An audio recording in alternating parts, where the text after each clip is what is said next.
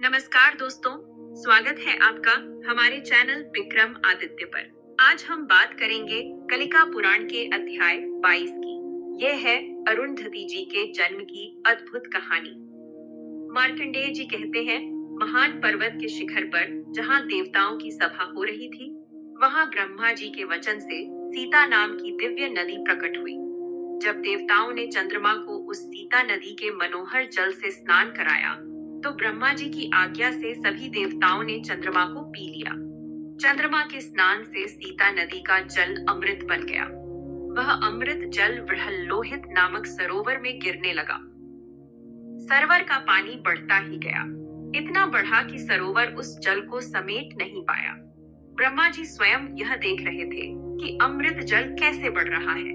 तभी उस जल से एक अत्यंत सुंदर कन्या प्रकट आए। ब्रह्मा जी ने उसका नाम रखा चंद्रभागा।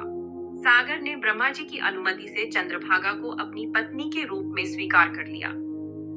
चंद्रमा ने अपने गदा के सिरे से पर्वत को फोड़कर उस नदी को बहने का मार्ग दिया। चंद्रभागा नदी अमृत से भरे बृहल्लोहित सरोवर को तोड़कर सागर में मिल गई। सागर ने भी जल की धारा के साथ अपनी पत्नी चंद्रभागा को अपने घर ले जाया। इस प्रकार उस महान पर्वत से चंद्रभागा नदी प्रकट हुई, जो गुणों में गंगा के समान थी। नदियों और पर्वत दोनों द्विरूप होते हैं। नदी का बाहरी रूप जल है और अंदर एक और शरीर है। पर्वत का बाहरी रूप पत्थर है और अंदर दूसरा शरीर है।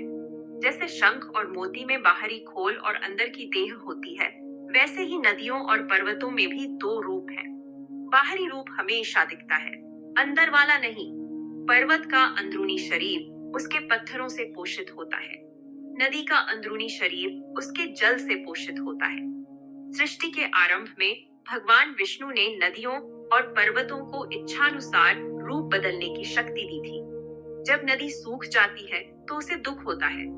जब पर्वत से चट्टानें गिरती हैं, तो पर्वत को पीड़ा होती है। चंद्रभागा पर्वत पर बृहल्लोहित सरोवर के किनारे संध्या बैठी हुई थी।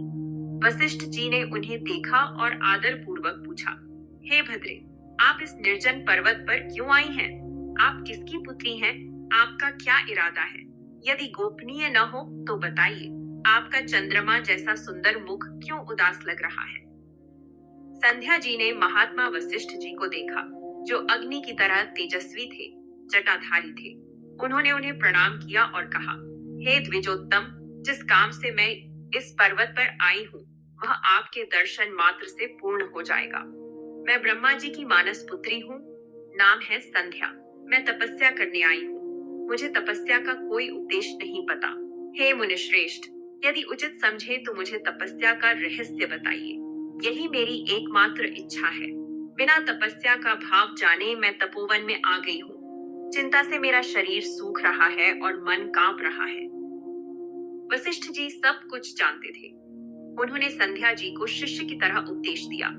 वशिष्ठ जी बोले, हे सुंदरी, अपने मन में उस परम ज्योति, परम तपस्वी, परम आराध्य भगवान विष्णु को धारण करो। वे ही धर्म, अर्थ, काम और मोक्ष के आदि कारण हैं, जगत के आदि पुरुष हैं।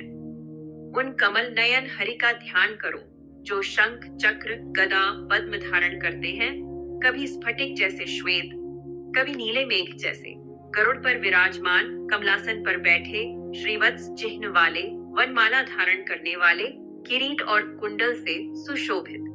मंत्र है ओम नमो वासुदेवाय। मौन रहकर स्नान करो, मौन रहकर पूजन करो। पहले 2 6 दिन पत्ते और जल, तीसरे 6 दिन उपवास, फिर 2 बार और ऐसा ही। छठे 6 दिन में पूर्ण विधि। वृक्ष की छाल पहनो, भूमि पर सो। यह मौनी तपस्या फलदायी है। इस प्रकार तपस्या करते हुए मन लगाकर माधव का चिंतन करो। वे प्रसन्न होकर तुम्हारी इच्छा शीघ्र पूरी करेंगे। वशिष्ठ जी उपदेश देकर वहां से अंतर्धान हो गए। संध्या जी बहुत प्रसन्न हुई। उन्होंने बृहल्लोहित सरोवर के किनारे बैठकर तपस्या शुरू की। उन्होंने भक्ति से गोविंद की पूजा की। एक चतुर्युग, 4 युग तक उनका मन पूरी तरह विष्णु में लगा रहा। उनका तप इतना अद्भुत था कि कोई देखकर आश्चर्य में पड़ जाता था। भूत भविष्य में ऐसा तप किसी ने नहीं किया। एक चतुर्युग बीतने के बाद भगवान विष्णु प्रसन्न हुए। उन्होंने अंदर, बाहर और आकाश में अपना रूप दिखाया। जिस रूप का उन्होंने ध्यान किया था उसी रूप में प्रत्यक्ष प्रकट हुए। संध्या जी ने शंख चक्र गदा पद्म धारण करने वाले, कमल नयन, गरुड़ पर विराजमान, नीले कमल के समान रंग वाले हरि को देखा। वे सशंकित हो गई, सोचने लगी, मैं क्या कहूँ, कैसे स्तुति करूं, और उन्होंने आंखें बंद कर ली। भगवान हरि उनके हृदय में प्रवेश कर गए और उन्हें दिव्य ज्ञान, दिव्य दृष्टि और दिव्य वाणी प्रदान की। फिर संध्या जी ने जगतपति गोविंद की स्तुति की। यहाँ संध्या जी की पूरी स्तुति का भाव सरल शब्दों में, हे निराकार, ज्ञान से जानने योग्य, शिव, शांत, निर्मल, निर्विकार, ज्ञान से परे, स्वप्रकाश, सर्वव्यापी, सूर्य के समान तेजस्वी, अंधकार से परे, प्रसन्न रूप वाले, आपको नमस्कार। हे शुद्ध, दीप्यमान, चित्तानंद, पापहारी, नित्यानंद, सत्य, प्रसन्न, श्रीदाता, आपको नमस्कार। हे विद्या से जानने योग्य, तत्व से ढके, आत्म स्वरूप, पवित्रों में पवित्र, आपको नमस्कार। हे योगियों द्वारा अष्टांग योग से पूजे जाने वाले, नित्य, अविनाशी, सर्वव्यापी, आपको नमस्कार। हे गरुड़ पर बैठने वाले, नीले मेघ के समान, शंख चक्र गदा पद्म धारण करने वाले, आपको नमस्कार। आप ही आकाश, पृथ्वी, दिशाएं, जल, ज्योति, वायु और काल के रूप हैं। आप ही प्रधान और पुरुष के कार्यों के अंग हैं। अव्यक्त रूप वाले गोविंद को नमस्कार। हे परात्पर, पुराण पुरुष, परमात्मा, जगन्मय, अक्षय, अव्यय, आपको बार बार नमस्कार। जो ब्रह्मा सृष्टि करते हैं, विष्णु पालन करते हैं, रुद्र संहार करते हैं, आपको नमस्कार।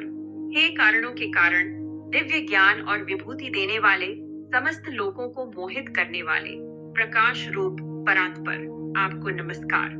इस प्रकार स्तुति करने के बाद संध्या जी चुप हो गई। भगवान हरि ने उनकी दुबली पतली देह, छाल वस्त्र, जटाओं और बर्फ से पीड़ित कमल जैसे मुख को देखा। दया से भरकर बोले, भगवान बोले, हे भद्रे, मैं तुम्हारे तप और सुंदर स्तुति से बहुत प्रसन्न हूँ, अब वर मांगो। संध्या जी बोली, हे देव, यदि प्रसन्न है तो मेरे पहले वर को पूरा कीजिए।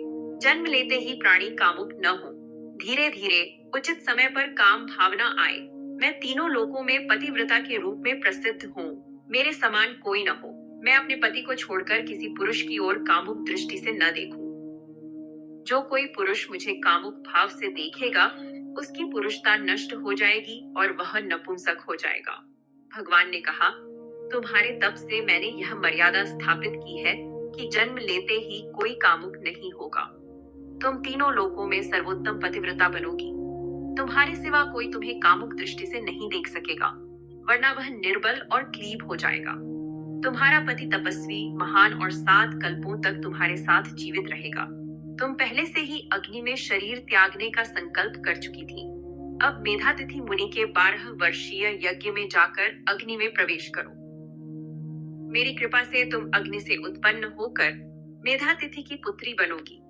जिसे तुम पति के रूप में चाहती हो, उसी का मन में ध्यान कर अग्नि में प्रवेश करो। भगवान ने आगे बताया कि कैसे सत्य युग बीत गया। त्रेता के प्रथम भाग में दक्ष की 27 पुत्रियों का चंद्रमा से विवाह हुआ। शाप हुआ, देवता आए, चंद्रभागा नदी बनी और मेधातिथि का यज्ञ शुरू हुआ। अब तुम उस यज्ञ में जाओ। मार्कंडेय जी कहते हैं, नारायण ने स्वयं संध्या जी को दाहिने हाथ से स्पर्श किया, तुरंत उनका शरीर आटे का पिंड बन गया। संध्या जी यज्ञ में पहुंची, कोई उन्हें नहीं देख पाया। उन्होंने ब्रह्मचारी ब्राह्मण वशिष्ठ का पति रूप में मन में ध्यान किया और अग्नि में प्रवेश कर गई। उनका पुरोडाश शरीर जल गया। यज्ञ की अग्नि ने उसे खा लिया। अग्नि ने उनके शुद्ध शरीर को सूर्य मंडल में पहुंचा दिया। सूर्य ने उनके शरीर को 2 भागों में बांटा। ऊपरी भाग प्रातः संध्या बना और निचला भाग सायं संध्या बना। प्रातः संध्या देवताओं को प्रसन्न करती है, सायं संध्या पितरों को प्रसन्न करती है। भगवान विष्णु ने उनके प्राणों को दिव्य शरीर में स्थापित किया। यज्ञ समाप्त होने पर मेधातिथि मुनि को अग्नि के बीच स्वर्ण जैसी चमकती कन्या मिली। मुनि ने प्रसन्न होकर उसे गोद में लिया, यज्ञ के जल से स्नान कराया। मुनि ने नाम रखा अरुंधति, क्योंकि वह कभी धर्म की राह में बाधा नहीं डालती, इसलिए यह नाम दिया गया। यज्ञ पूरा करके मुनि अपने आश्रम में शिष्यों के साथ इस पुत्री का लालन पालन करने लगे। इति श्री कालिका पुराणे अरुंधति जन्म कथनम नाम द्वाविंशोऽध्यायः। दोस्तों, यह थी कलिका पुराण के अनुसार अरुंधति जी की जन्म कथा। बहुत ही पवित्र और प्रेरणादायक कहानी। जय श्री विष्णु। जय माता अरुंधति।